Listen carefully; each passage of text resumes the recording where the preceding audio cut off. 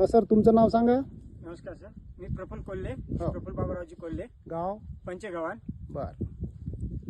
Sir हां, बोला ना.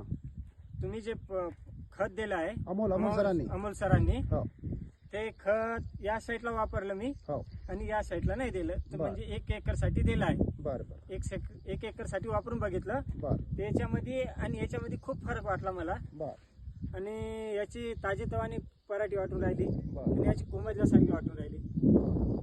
तर याच्यामध्ये खूप प्रोसेस भेटल्यासारखं वाटून राहिली. म्हणजे एका एकरावर जे तुम्ही या एकरापेक्षा त्या एका एकरावर 1100 रुपये जास्त खर्च केला पहिल्या वेळेला, हो.